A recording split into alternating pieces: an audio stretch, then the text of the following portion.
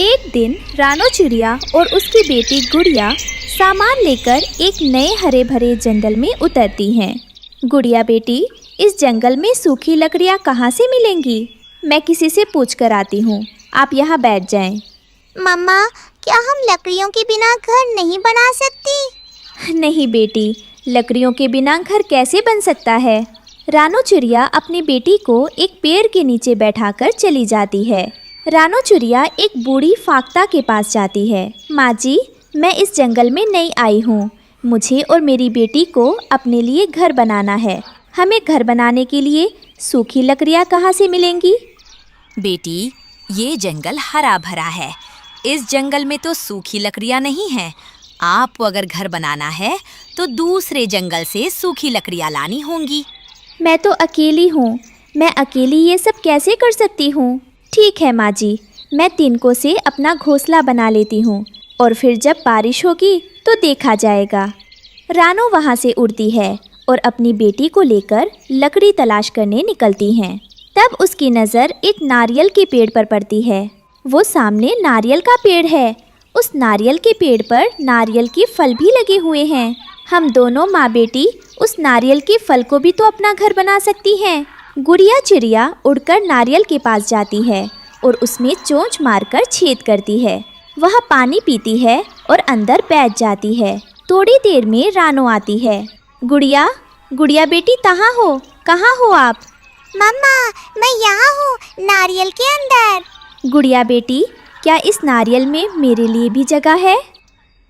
हाँ मम्मा, हम दोनों माँ बेटी इसके अंदर आसानी से रात गुजार सकती हैं। मुझे सूखी लकड़ियाँ नहीं मिली, लेकिन ये भी अच्छा है। ये नारियल का घर सुरक्षित भी है और मजबूत भी। रात हो जाती है, दोनों उसी में सो जाते हैं। अगली सुबह कालू कौवा और गोरी कौवी वहाँ आते हैं। कालू जी, मुझे तो भूख लगी है, कोई फल खाने को दिल कर रहा है।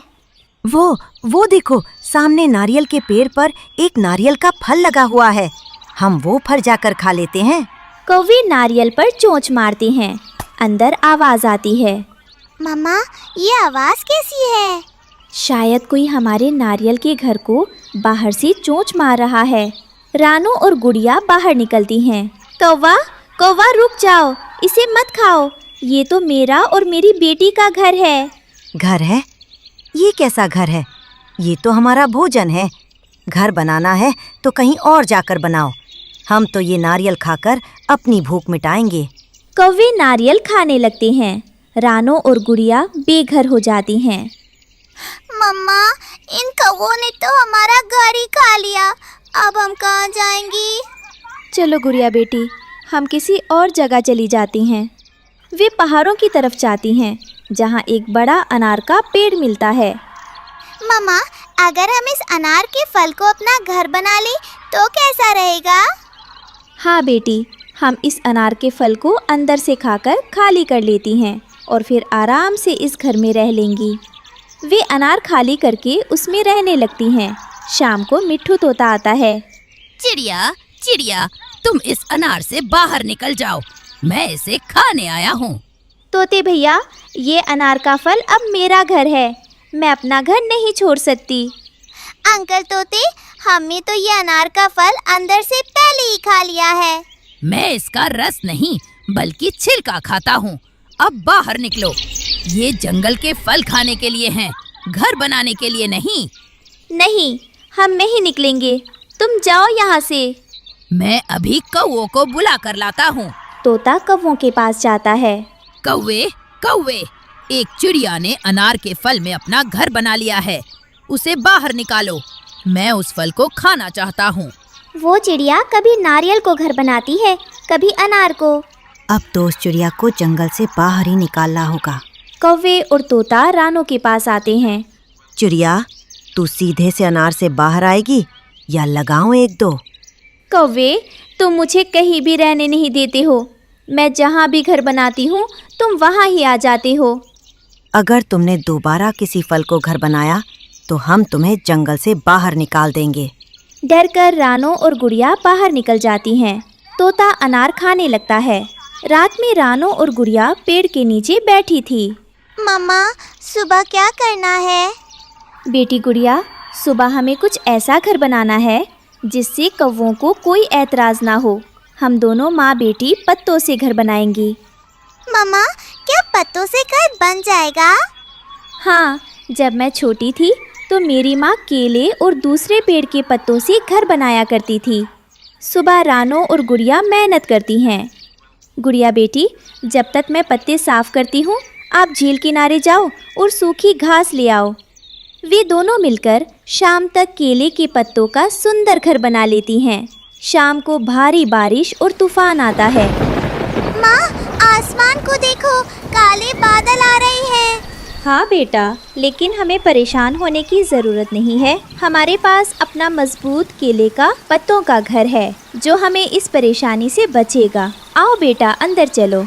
आसमान पर काले बादल छा जाते हैं। रानो और गुड़िया अपने मजबूत पत्तों के घर में सुरक्षित थीं, लेकिन कौवों का तिनकों का घोंसला टूट जाता है और वे भीगने लगते हैं।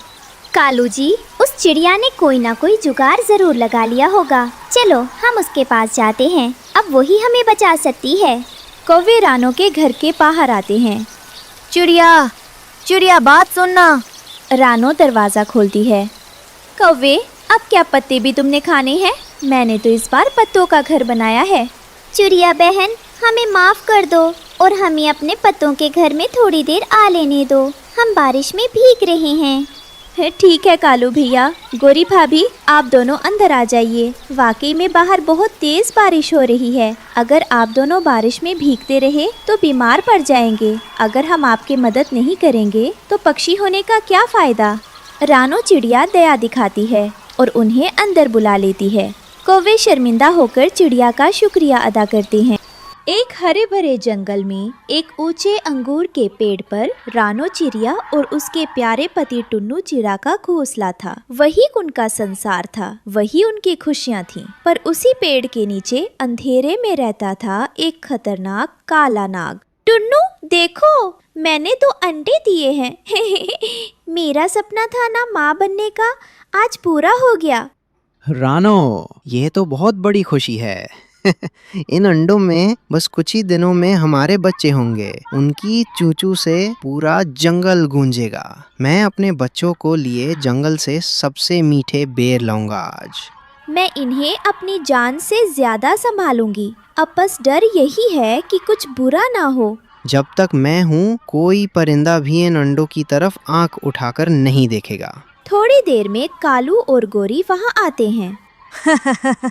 बधाई हो रानू बहन। टुन्नू मियाँ, अब तो तुम भी माँ बन गई। बड़ी प्यारी जोड़ी है तुम दोनों की, और अब तो ये अंडे भी आ गए। लगता है जंगल में सबसे सुंदर घोंसला अब तुम लोगों का है। धन्यवाद गोरी बहन, भगवान की कृपा है बस। आप दोनों का आना हमारे लिए सौभाग्य की बात है। तभी वहाँ मिट्ठू तोता रंग बिरंगे पंख फैलाते हुए आता है। चलो जी, हम तो बेसब्री से बच्चों की चूचू सुनने का इंतजार करेंगे। धन्यवाद मिट्ठू भैया। जिस घर में हंसी गूंज रही थी, उसी के नीचे छिपा था डर का साया। एक खतरनाक साया, एक नाग जो रानो की ममता को निगल जाने की ताक में था। नाग धीरे धीरे रेंगता हुआ ऊपर चढ़ता है। रानो की नींद अचानक खुलती है। टुन्नू, टुन्नू, मुझे कुछ अजीब सा एहसास हो रहा है। घोंसला हिल रहा है। क्या बात है रानो, कहीं कोई बिल्ली? वो दोनों चारों ओर देखते हैं और अचानक एक फुफकार सुनाई देती है। नाग, टुन्नू, वो देखो। दूर हट जा, ये हमारे बच्चे हैं, तू यहाँ से जा। नाग झपटता है। रानू और टुन्नू अपने अंडों को बचाने की बहुत कोशिश करते हैं। धीमे से अंडों के टूटने की आवाज आती है। चक, और नाग उन्हें निकलकर नीचे बिल में चला जाता है। नहीं, मेरे बच्चे! हे भगवान, हम कुछ नहीं कर पाए। मेरे मासूम, वो तो दुनिया में आए भी नहीं थे। हम हार गए रानो, हम हार गए। सूरज निकला, लेकिन रानू टुन्नू के जीवन में अंधेरा छा चुका था। वो दोनों एक झरने के पास बैठे अपने अंडों को याद कर रहे थे। टुन्नू, ये कैसा जीवन है? क्या हमारी ममता इतनी सस्ती थी? हमारे बच्चों का क्या कसूर था? जब सब ने मुंह मोड़ लिया, तब जंगल की चालाक लोमड़ी सामने आई। मैंने सब देखा, काले नाग का कहर, लेकिन मैं जानती हूँ कैसे बदला लिया जाए। कैसे? हमें हमारी संतानों का बदला चाहिए। नदी किनारे एक राजकुमारी रोज सैर पर आती है। उसके पास एक सोने का हार है। उसे चुराकर उस नाग के बिल में डाल दो। रानू अब एक माँ नहीं, एक योद्धा बन चुकी थी। अगले दिन नदी किनारे राजकुमारी नदी में स्नान कर रही होती है और उसका हार नदी किनारे पत्थर पर रखा था। तभी वहाँ रानो चिड़िया आती है। माफ करना राजकुमारी, मैं बुरी नहीं हूँ, पर तुम्हारा ये हार एक नाग को मौत की तरफ ले जाएगा और मेरे बच्चों को इंसाफ मिलेगा। रानो धीरे से हार अपनी चोंच में दबाती है और वहाँ से उड़ जाती है। क्या? मेरा हार? सैनिक! राजकुमारी जी, क्या हुआ? एक चिड़िया मेरे गले से हार लेकर उड़ गई। यही कोई नीली आँखों वाली, चोंच में चमक थी। एक चिड़िया ने हार चुराया, जंगल की ओर उड़ गई होगी। हम अभी निकलते हैं। रानो ने हार को काले नाग के बिल में डाल देती है। अब इंतजार था इंसानों के आने का और तभी सैनिकों की टुकड़ी जंगल में घुसती है। हर पेड़, हर झाड़ी, हर बिल को छांट डालो। हमें वो सोने का हार चाहिए। राजकुमारी का आदेश है, जिसने भी चुराया, चाहे पक्षी हो या पशु, उसे बख्शा न जाए। सैनिक जंगल छान मारते हुए नाग के बिल तक पहुंच गए और जब उन्होंने उसका गला देखा, सारा शक यकीन में बदल गया।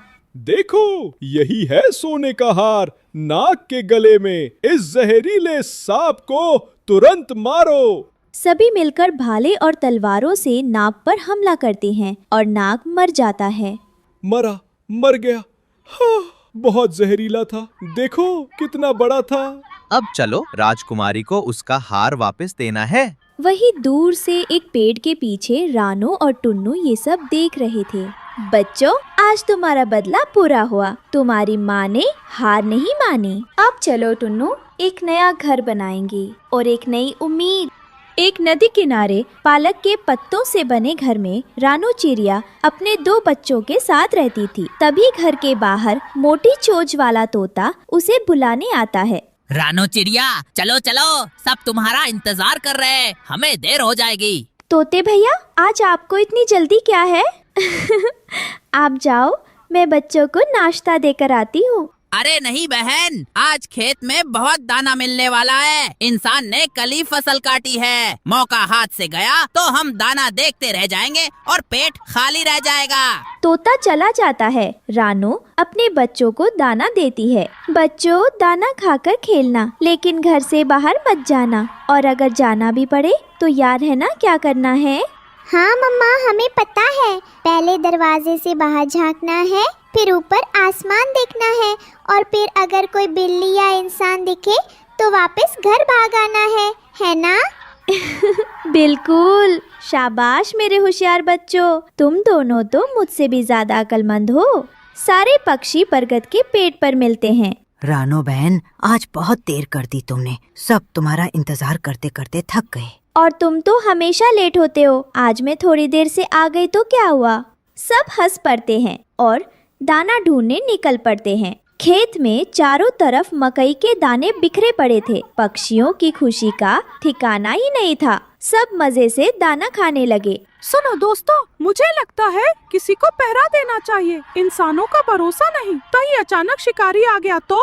अरे कबूतर महाराज, इतना टेंशन क्यों लेते हो? ये जो दाना जमीन पर पड़ा है, ये किसान के काम का ही नहीं है। किसान कभी भी हमें इसे खाने से नहीं रोकेगा। तो खाओ, मजे करो, चिंता मत करो। सब पक्षी दाना खाने में लग जाते हैं, लेकिन तभी धड़ाम, कौवा जाल में फंस जाता है। अरे बचाओ बचाओ, ये जाल, ये तो गले पड़ गया। बाकी पक्षी डरकर पास के पेड़ पर उड़ जाते हैं।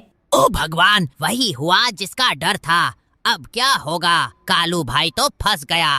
वो देखो, शिकारी भी आ रहा है। शिकारी आता है और हंसते हुए कौवे को देखता है। ओहो, बड़ा शौक था ना दाना खाने का। अब जा पिंजरे में। शिकारी जी, प्लीज छोड़ दो। मैं तुम्हारे किसी काम का नहीं हूँ। ना तुम मुझे खा सकते हो, ना कोई इंसान। अरे मूर्ख कौवे, तुझे मैं बेच दूंगा चिकन वाले को। वो तुझे चिकन बनाकर मजे से बेच देगा। कौवा कांप जाता है। शिकारी उसे लेकर बाजार जाता है और चिकन वाले को बेच देता है। लो भाई, एकदम ताजा माल लाया हूँ। ये काला कौवा, इसे ले लो, मजे से चिकन बनाओ और पैसा कमा लो। अरे ये क्या लाए हो? ये तो कौवा है, मुर्दा नहीं, और ऊपर से बूढ़ा भी। इसको कौन खरीदेगा भाई? हाँ, सही बोल रहा है। मैं तो सीनियर सिटीजन हूँ, मुझे छोड़ दो, तुम्हारा भला होगा। चुप कर, तू बहुत बोलेगा तो सच में कबाब बना दूंगा। ये तो बूढ़ा कौवा है, इसका मांस तो पत्थर जैसा सख्त होगा, लेकिन चलो 50 रुपए दे देता हूँ। अरे ऐसा मत बोल, देख कितनी मोटी ताजा चोंच है, कितने मोटे पंख हैं, मजे से बेच देना। कम से कम 200 रुपए तो दे। 200 रुपए? ये तो मजाक कर रहे हो। इतना तो मैं एक बड़े मोटे मुर्गे के भी नहीं देता। 50 रुपए इतना सस्ता? मैंने इसे जाल में फंसाने के लिए कितनी मेहनत की। जाल, दाना, टाइम सब मिलाकर तो कम से कम 150 रुपए का खर्चा हुआ। 50 रुपए से ज्यादा नहीं मिलेगा, वरना वापस ले जाओ अपने कौवे को। मैं तो वैसे भी पुलिस के डर से इसे रखना नहीं चाहता। कहीं पता चला तो लोग कहेंगे कि चिकन वाला अब कौवे भी बेचता है। दूर से कालू के दोस्त पक्षी उसे देखते हैं और परेशान हो जाते हैं। अब क्या करें? हमारा कालू भाई तो गया। नहीं, हमें अच्छे इंसान से मदद लेनी होगी। चलो किसान के पास। अरे अगर उसने सच में उसे बेच दिया तो? बेचारा कालू। नहीं, अभी सब खत्म नहीं हुआ। अगर हम सब मिलकर कोशिश करें तो अपने दोस्त को बचा सकते हैं। डरने से कुछ नहीं होगा। लेकिन इंसानों से मदद मांगना, क्या वो हमारी सुनेंगे? कहीं हमें भी पकड़ लिया तो? सब इंसान बुरे नहीं होते, हमें अच्छे इंसान से मदद लेनी होगी। चलो किसान के पास, वही हमारी आखिरी उम्मीद है। वे किसान की पत्नी से मदद मांगते हैं। माँ जी हमारी मदद करो, शिकारी ने हमारे दोस्त कौवे को पकड़कर बाजार में बेच दिया है। अरे बाप रे, ये तो बहुत गलत हो रहा है। शिकारी ने इतना बड़ा पाप किया है।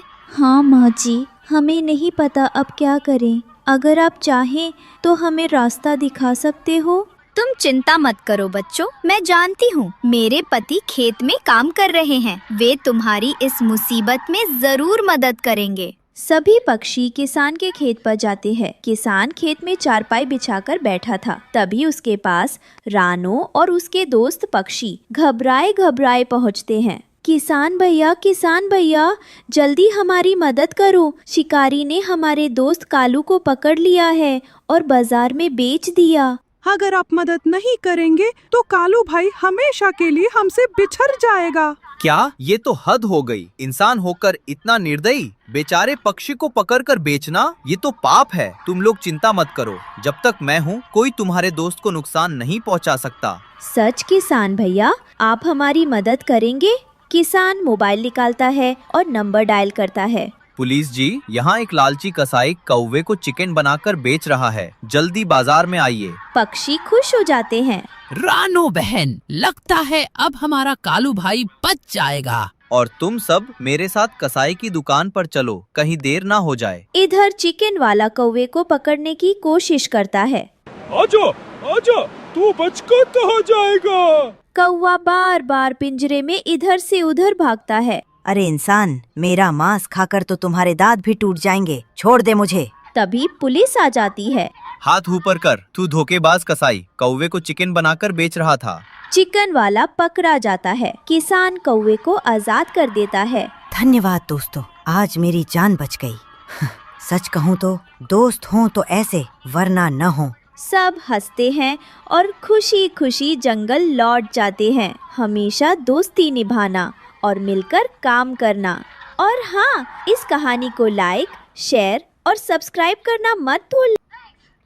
बरसात का मौसम था। आसमान में काले बादल छा गए थे। छोटे छोटे पंछी अपने घरों में छिप रहे थे। रानो चिड़िया की छोटी सी झोपड़ी के ऊपर बारिश की बूंदें टप टप गिर रही थी।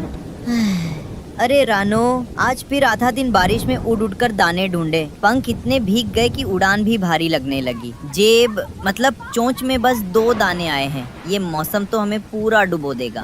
तुम रोज ही भीग जाते हो टुन्नू, लेकिन अब ये हमारी टालियों वाली झोपड़ी भी टपकने लगी है। देखो, ऊपर से पानी सीधे घोंसले में आ रहा है। गुड़िया तो ठंड से कांप रही है। अम्मा, मेरे घोंसले वाले कोने में जहाँ मैं सोती हूँ वहाँ भी पत्तों से पानी टपक रहा है। तकिए मतलब पत्ते के नीचे। दोस्तों, ये रहे हमारी आज की वीडियो के प्यारे सब्सक्राइबर्स और फॉलोअर्स के नाम।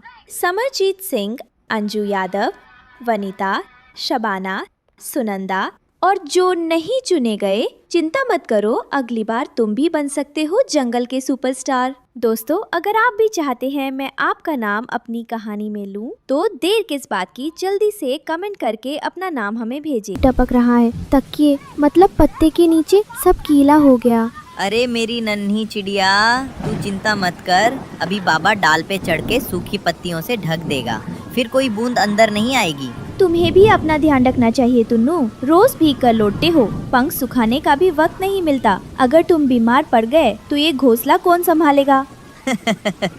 अरे हम परिंदे हैं रानो, बारिश और हवा तो हमारी किस्मत में लिखी है। लेकिन हाँ, अगर हमारे पंख भी जवाब दे दें तो उड़ान मुश्किल हो जाएगी। बाबा, मैं आपकी मदद करूंगी। मैं ऊपर उड़कर पन्नी फैला देती हूँ ताकि पानी अंदर ना आए। नहीं बेटा, ऊपर की डाल फिसलम भरी है। रहने दो रानो, हमारी गुड़िया छोटी जरूर है लेकिन पंखों में दम है। जाओ बेटा। छत से पानी टपकता है, बर्तन रखे जाते हैं। गुड़िया बेटा, ऊपर जाकर वो नीला तिरपाल फैला दे, वरना रात को हम सब भीग जाएंगे। गुड़िया छत पर जाती है, हवा और बारिश में फिसलते हुए तिरपाल फैलाती है। बरसात में हर कोई अपने घर को बचाने में लगा था। कोई डालियों में छुपा था, कोई पत्तों के नीचे और कोई अपने घोंसले की मरम्मत में। लेकिन कालू कौवा और जंगल का तोता दोनों तो दूसरों का मजाक उड़ाने में सबसे आगे थे। अरे तोते भाई देख नीचे, ये गरीब रानो और उसका मजदूर पति टुन्नू तिरपाल से घर ढक रहे हैं। सोच रहे हैं इससे उनका घर बच जाएगा। हा हा हा कालू, इनकी चोंच में तो बस 2 दाने आते हैं और बातें करते हैं रंग बिरंगे घर की। अरे भाई, दाने भी उधार के खाते हैं और सपने मोर के पंख जैसे चमकदार। ये चिड़िया तो बस सपना ही देख सकती है। और देखो, वो छोटी गुड़िया चिड़िया ऊपर चढ़कर पत्ते फैला रही है। अरे बारिश में फिसल कर गिर जाएगी तो फिर रोना धोना मच जाएगा। दोनों ठहाका लगाते हैं। इन गरीबों को देख देख के मजा आता है। मेहनत करते हैं लेकिन नतीजा वही टूटी डाल, वही टपकता घोंसला। बारिश अब हल्की हो गई थी। रानो चिड़िया अपनी झोपड़ी के बाहर पानी झाड़ रही थी। तभी रानी चींटी आती है। उसके पीछे छोटी छोटी चींटियां पंक्ति बनाकर चल रही थी। लानो, मैंने सब सुना। वो कालू कौवा और जंगल का तोता ऊपर डाल पर बैठकर तुम्हारा मजाक उड़ा रहे थे। कहते हैं तुम्हारा घर पक्का नहीं बन सकता। हाँ रानी, लेकिन मैं इनकी बातों पर ध्यान नहीं देती। गरीबी में भी अगर दिल रंग बिरंगा है तो घर भी सुंदर लगता है। क्यों नहीं, कोई हमारी मेहनत का मजाक उड़ाए तो गुस्सा आना चाहिए। देख रानी, गरीबी में भी अगर दिल रंग बिरंगा है तो घर भी सुंदर लगता है। हमारे घर में बस 2 दाने हैं, लेकिन यहाँ प्यार की गर्मी है जो किसी भी बारिश से ज्यादा बड़ी है। सही कह रही हो रानो, घर लकड़ी पत्तों से नहीं, हिम्मत और दोस्ती से बनता है। और रानी मौसी, हम रंग बिरंगे पंखों से भी घर सजाएंगे। वाह, मैं और मेरे चींटे भी मदद करेंगे। हम फूलों की पंखुड़ियाँ और सूखी टहनियाँ ला कर देंगे। बाहर बारिश अब भी थोड़ी थोड़ी हो रही थी।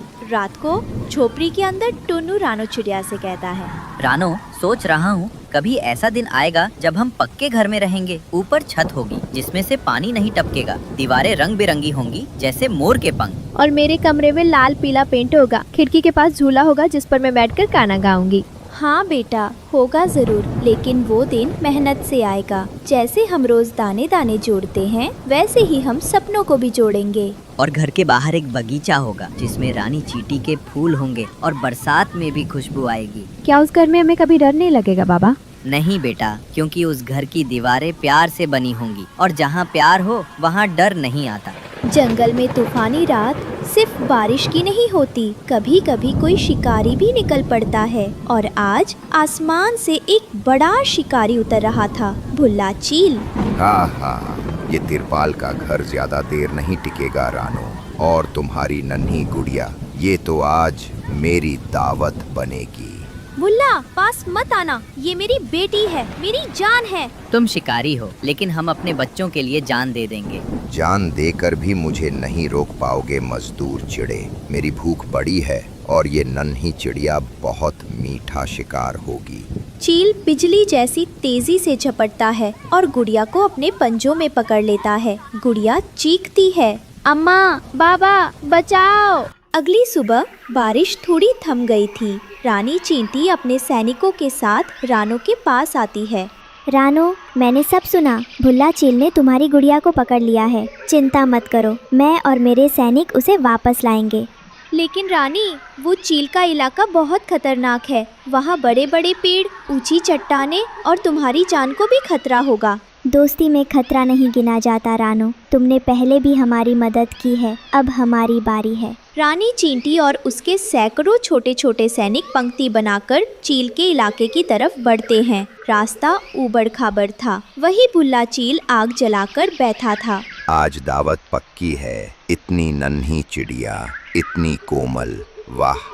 तभी चींटियां चुपके से घोंसले पर चढ़ने लगती हैं। सैकड़ों चींटियां चील के पैरों और पंखों पर चढ़ जाती हैं और जोर जोर से भाले से हमला करती हैं। अरे ये क्या है? अरे हटो! ओह ओह, मेरे पंख, मेरी टांगें! चील घबराकर इधर उधर भागता है और रानी गुड़िया को वहाँ से बचा लेती हैं। रानी मौसी, चल बेटा, जल्दी घर लौटते हैं। तुम्हारी अम्मा तुम्हारा इंतजार कर रही है। सभी मिलकर घर वापस लौटते हैं और रानो अपनी गुड़िया को गले लगाती है। और इस कहानी से ये सीख मिलती है, सच्ची ताकत बड़े पंखों में नहीं बल्कि बड़े दिल में होती है। चाहे हालात कितने भी मुश्किल हो, मेहनत, हिम्मत और दोस्तों का साथ हर सपने को सच कर देता है। गहरा जंगल, काली घटाएं और बरसती बारिश। पेड़ों के नीचे कई परिंदे छुपे हुए थे, लेकिन एक कोने में भीगी हुई बैठी थी रानो चिड़िया और उसकी नन्ही बेटी गुड़िया। अम्मा, बहुत भूख लगी है, पेट में दर्द हो रहा है। कुछ खाने को मिलेगा क्या? अल्लाह मालिक है मेरी गुड़िया।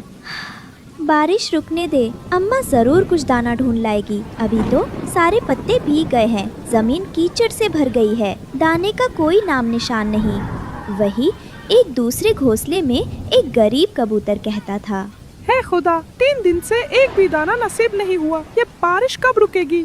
दूसरी ओर एक गरीब तोता अपने बच्चों को छुपाते हुए कहता है, बच्चों को बुखार है, पत्ते भीग गए हैं, कोई मेरी मदद कर दे। वही एक चिड़िया घोंसला गिरने पर रो रही थी।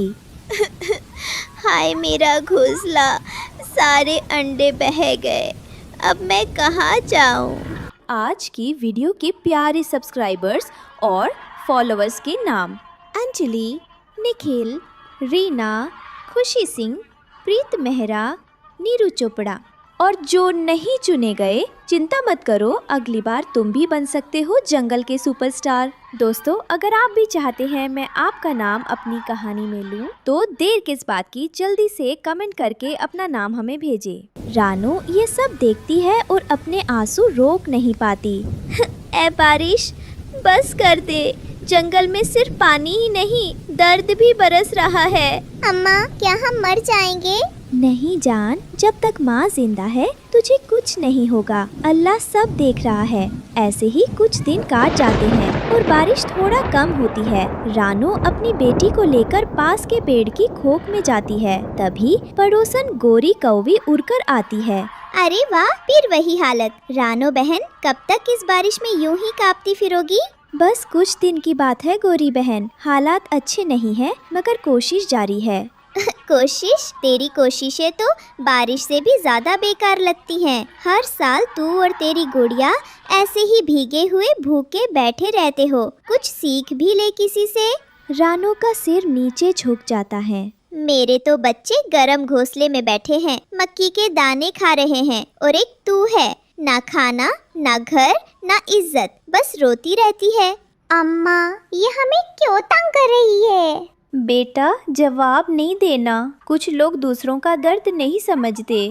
अरे चुप क्यों है रानो, बोल कुछ या जुबान भीग गई बारिश में। गोरी कौवी उड़ जाती है मगर उसके शब्द रानो के दिल में कांटों की तरह चुभ जाते हैं। जंगल में सिर्फ बारिश ही नहीं हो रही थी, रानो की ममता भी आज भीग गई थी। जंगल के पास एक छोटा सा गांव था, वहीं रहता था एक गरीब किसान और वो किसान अपने टूटे चूल्हे के पास बैठा था। उसके पास एक पालतू पक्षी था, कालू कौवा, मगर वो कौवा किसी की भलाई का नहीं, सिर्फ अपने पेट और मतलब का गुलाम था। कालू, ओ कालू, जा जंगल से कुछ सूखी लकड़ी ले आ, देख चूल्हा नहीं जल पा रहा।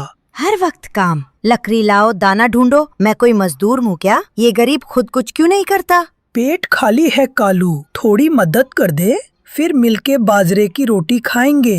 रोटी? सिर्फ रोटी? मुझे तो मलाई चाहिए। वो रानो चिड़िया आजकल कुछ ज्यादा ही चमक रही है जंगल में, सुना है कोई जादुई चीज मिली है उसे। कालू की आंखों में चालाकी चमकती है। ठीक है, मैं जा रहा हूँ जंगल, मगर इस बार लकड़ी नहीं, कोई असली खबर लाऊंगा। क्या मतलब? किसान को कुछ समझ नहीं आता, मगर कालू अपने मन में एक चाल बनाकर उड़ जाता है। रानो और गुड़िया जंगल में सूखे बीज खोज रही थी, तभी एक पेड़ के नीचे अजीब सी चमक दिखाई देती है। अम्मा, बहुत थक गई हूँ, पैरों में कीचड़ लग गया। बस थोड़ी देर और बेटा, शायद कहीं सूखी जगह मिल जाए बैठने को। अम्मा देखो, वो पेड़, उसके नीचे कुछ लहंगे जैसे चमक रहे हैं। यार अब ये क्या मंजर है, ये तो लहंगे हैं। ये कहाँ से आए, इतने सुंदर और नर्म लहंगे। दोनों पेड़ के पास जाती हैं और पेड़ की डाल हिलती है और मीठी आवाज आती है। रानो, तू नेक दिल है, ये लहंगे अब तेरे हैं, इन्हें इंसानों को बेचकर अपने दुख दूर कर। क्या ये सपना है? नहीं, ये इनाम है तेरे सच्चे दिल का। तू रोज सुबह आना और ठेला भर के लहंगे ले जाना और इंसानों की बस्ती में जाकर इन्हें बेचना, ईमानदारी से बेचना, सबकी दुआएं लेना, और देख तेरी तकदीर कैसे बदलेगी। शुक्र है मालिक, मुझे मेहनत का रास्ता मिला है। मैं इन लहंगों को बेचूंगी और अपनी गुड़िया को भूख से आजाद करूंगी। अम्मा, क्या अब हम भी अच्छी जिंदगी जी सकेंगे? हाँ मेरी जान, अब वक्त बदलने वाला है। कुछ दिन बीते, जंगल की सुबहों में अब एक नया नजारा दिखाई देने लगा। रानो चिड़िया अब हर सुबह अपने छोटे से ठेले पर रंग बिरंगे लहंगे लेकर इंसानों की बस्ती में जाकर उन्हें बेचती थी। लहंगे ले लो, रंग बिरंगे लहंगे ले लो।